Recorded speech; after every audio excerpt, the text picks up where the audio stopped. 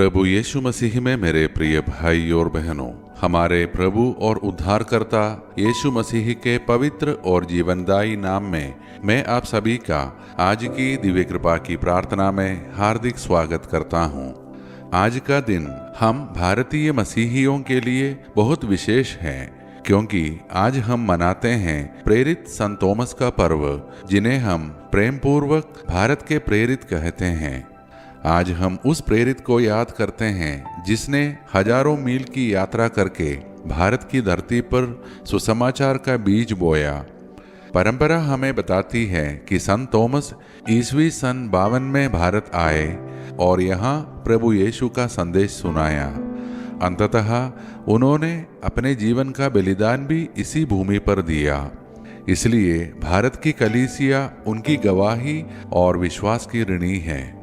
प्रिय भाइयों और बहनों, हम में से कितने लोग कभी कभी संदेह करते हैं, डरते हैं, टूट जाते हैं और पूछते हैं, प्रभु आप कहाँ हैं? आज का सुसमाचार हमें बताता है कि प्रभु संदेह करने वालों को भी प्रेम करता है और टूटे हुए हृदयों में भी विश्वास की ज्योति जलाता है। आइए अब हम श्रद्धा के साथ आज का हमारा मनन का वचन सुने, जो कि लिया गया है संत यूहन्ना का सुसमाचार से, अध्याय 20 पद संख्या 24 से 29। जब प्रभु यीशु पुनर्जीवित होकर अपने शिष्यों के बीच आए, तब थॉमस वहां उपस्थित नहीं थे। जब दूसरे शिष्यों ने उनसे कहा, हमने प्रभु को देखा है, तो थॉमस ने कहा, जब तक मैं उनके हाथों में कीलों के निशान न देखूं और उन्हें छू न लूं, मैं विश्वास नहीं करूंगा। 8 दिन बाद प्रभु फिर आए और सीधे थॉमस से कहा, अपनी उंगली यहाँ रख और मेरे हाथों को देख, अविश्वासी नहीं बल्कि विश्वासी बन। तब थॉमस ने उत्तर दिया, हे मेरे प्रभु, हे मेरे ईश्वर। मेरे प्रिय भाइयों और बहनों, हम अक्सर संत थॉमस को केवल संदेह करने वाला थॉमस कहकर याद करते हैं, लेकिन वास्तव में वे बहुत साहसी और समर्पित प्रेरित थे। याद कीजिए, जब यीशु लाजर को जीवित करने के लिए यहूदिया लौटना चाहते थे और वहां उनके प्राणों को खतरा था, तब थॉमस ने ही कहा था, आओ हम भी चले ताकि उसके साथ मरे। यह शब्द किसी डरपोक व्यक्ति के नहीं, बल्कि एक साहसी और वफादार शिष्य के हैं। हाँ, थॉमस ने संदेह किया, लेकिन उनका संदेह सत्य की खोज से भरा था। वे केवल सुनकर विश्वास नहीं करना चाहते थे, वे प्रभु का अनुभव करना चाहते थे, और प्रभु ने उन्हें अस्वीकार नहीं किया। कितनी सुंदर बात है, यीशु ने थॉमस को डांटा नहीं, बल्कि उनके पास आए, उनके घावों को समझा और उनके संदेह को विश्वास में बदल दिया। प्रिय भाइयों और बहनों, हम में से भी बहुत से लोग आज थॉमस की तरह हैं। कभी हम पूछते हैं, प्रभु आप मेरी प्रार्थना क्यों नहीं सुन रहे? प्रभु मेरे जीवन में इतनी कठिनाइयां क्यों हैं? प्रभु मैं आपको महसूस क्यों नहीं कर पा रहा? आज प्रभु हमसे कहता है, डरो मत, मैं तुम्हारे साथ हूँ। तुम्हारे संदेह मुझसे दूर नहीं करते, वे तुम्हें मेरे और निकट ला सकते हैं। संत थॉमस ने केवल विश्वास नहीं किया, उन्होंने अपना पूरा जीवन प्रभु को समर्पित कर दिया।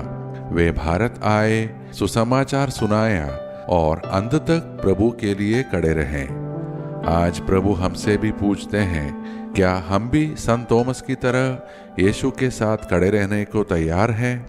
जब संसार हमारे विश्वास का मजाक उड़ाए, तब भी क्या हम प्रभु के साथ रहेंगे? जब प्रार्थना का उत्तर देर से मिले, तब भी क्या हम विश्वास करेंगे? आज संत थॉमस हमें सिखाते हैं, संदेह अंत नहीं है, विश्वास की एक नई शुरुआत हो सकता है। अब आइए मेरे प्रिय भाइयों और बहनों, हम सब अपने आप को पूरे विश्वास के साथ प्रभु के चरणों में अर्पित करें और मिलकर प्रार्थना करें। हे प्रेममय परमपिता परमेश्वर, आज प्रेरित संत थॉमस के पर्व पर हम आपको धन्यवाद देते हैं कि आपने भारत की इस पवित्र भूमि पर अपने सुसमाचार का प्रकाश पहुंचाने के लिए उन्हें चुना। हे प्रभु, संत थॉमस की तरह हमें भी साहसी विश्वास प्रदान कीजिए। जब जीवन में कठिनाइयां आए तब हम विश्वास न खोए, जब संदेह आए तब हम आपसे दूर न जाएं, बल्कि और अधिक आपके निकट आए। हे प्रभु, हम अपने परिवारों को आपके चरणों में समर्पित करते हैं। हमारे घरों को प्रेम, शांति और एकता से भर दीजिए। जहाँ कलह है वहाँ मेल मिलाप हो, जहाँ चिंता है वहाँ आपकी शांति आए। हम अपने बच्चों को आपके हाथों में सौंपते हैं, विशेष रूप से उन बच्चों को जो पढ़ाई, नौकरी और अन्य कारणों से घरों से दूर है।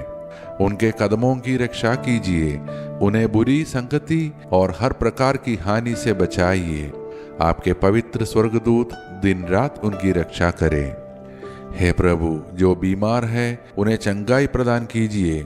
जो मानसिक तनाव, चिंता, अवसाद और अकेलेपन से गुजर रहे हैं, उन्हें अपनी सांत्वना और शांति प्रदान कीजिए।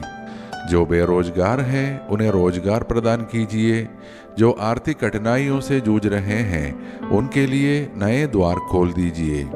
आज विशेष रूप से हम उन लोगों के लिए प्रार्थना करते हैं जिनका विश्वास कमजोर पड़ गया है, जो निराश हैं, जो प्रार्थना करना छोड़ चुके हैं, जो आपसे दूर हो गए हैं। उन्हें अपने प्रेम से फिर से बुलाइए। हे प्रभु, आज जिनका जन्मदिन है उन्हें स्वास्थ्य, आनंद और दीर्घायु प्रदान कीजिए। जो अपनी विवाह वर्षगांठ मना रहे हैं, उनके परिवारों को प्रेम और एकता की आशीष दीजिए। इस प्रार्थना में जुड़े सभी लोगों की व्यक्तिगत मनोकामनाओं को हम आपके चरणों में रखते हैं।